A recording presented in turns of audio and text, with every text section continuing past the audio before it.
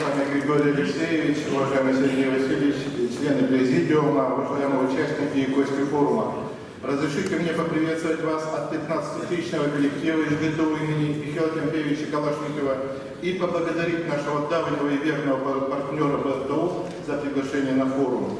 Белорусский национальный технический университет – один из первых зарубежных вузов, с которым у ГТУ установились прочные деловые и дружеские связи.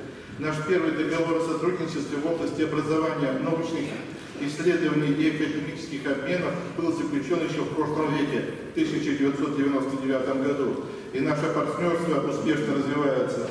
В том числе студенты ГТУ дважды принимали участие в форумах союзного государства, дважды становились победителями, занимали вторые и третьи места. И на секциях этого форума наши студенты вновь будут выступать со своими проектами.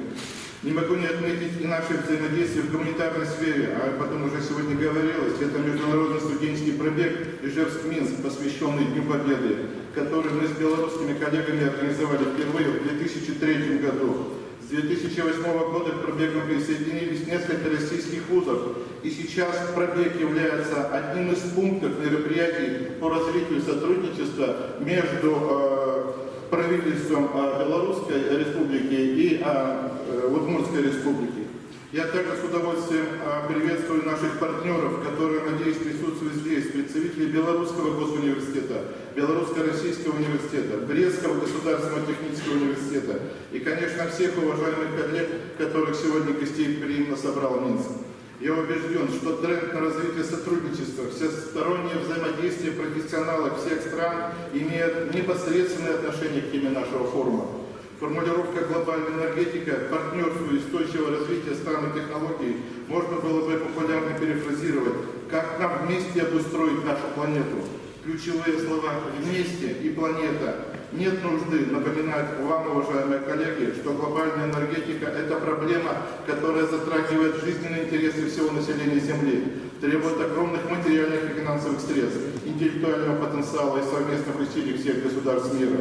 Известно, что эксперты прогнозируют в середине нынешнего века уменьшение доли традиционных источников энергии в пользу более чистой. А к 2100 году доли нефти и угля, соответственно, 2,1% и 0,9% от общего энергетического баланса, соответственно. Долгосрочные устойчивые источники энергии и экологическая ответственность – два главных аспекта мировой повестки дня в области энергетики. И, по мнению многих специалистов, все-таки спасут нас лучшие друзья – солнце, воздух и вода. В частности, количество солнечной энергии, которая поступает на поверхность Земли в течение недели, превышает энергию всех мировых запасов нефти, газа, угля и урана. По мнению академика Алферова, у человечества есть надежный естественный термоядерный реактор – Солнце, который позволяет удовлетворить практически любые энергетические запросы человечества на многие сотни лет. Вы знаете, что Россия не самая солнечная страна, но потенциал энергии нашей звезды, поступающей на ее территорию в течение 3 дней, превышает энергию годового производства электроэнергии в стране. Солнечная энергия поступает на Землю в количествах, многократно превышающих даже перспективные запросы человечества, но, думаю, нам целесообразно работать на опережение. Здесь и сейчас активно занимаюсь в этой области крупными совместными проектами. В этом смысле тема форума, потребность форума, актуальность форума бесценна. Наша Удмуртия – уникальный центр, где могут производиться многие компоненты для солнечной энергетики. И я бы хотел немного рассказать об одном таком проекте. В сентябре этого года в Удмуртии уничтожили последний снаряд химоружия в России, завершив тем самым 20-летнюю программу ликвидации химоружия в стране. Партнером Федерального управления по безопасному хранению и уничтожению химоружия был и наш университет. Одним из объектов уничтожения химоружия функционировал в городе Камбарка. За период утилизации уреизита на объекте было получено более 12 тысяч тонн соединений мышьяка, использование которых имеет высокое техническое, экономическое, экологическое значение и множество применений. В частности, в соединении с галлием мышьяк образует один из наиболее важных классов полупроводников – арсенид галлия, позволяющий преобразовать солнечный свет в электричество с КПД несколько раз выше кремния. Системы на основе кремния широко распространены в мировой практике, дают до 18% КПД, а на основе арсения галлия до 47%. То есть почти 50% солнечного света можно превратить в электричество.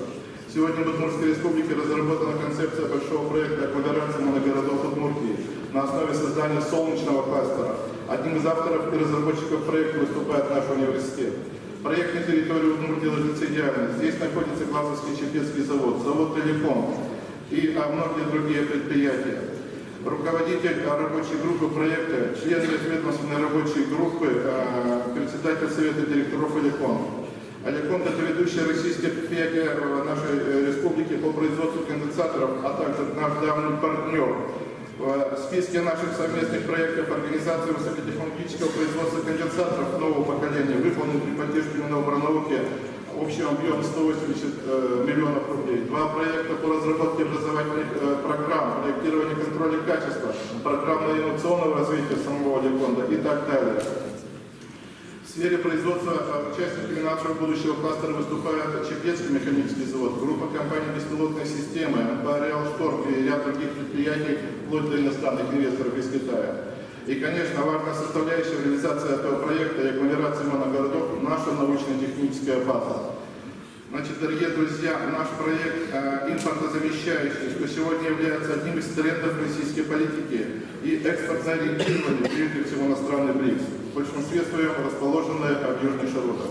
По подсчетам, при условии реализации продукции в полном объеме, предполагаемый годовой объем составит более 45 миллиардов рублей. Сейчас идет дошлифовка этого проекта. Я обращаюсь к коллегам, которых он может заинтересовать. Специалисты нашего университета готовы обсудить возможность поработать вместе.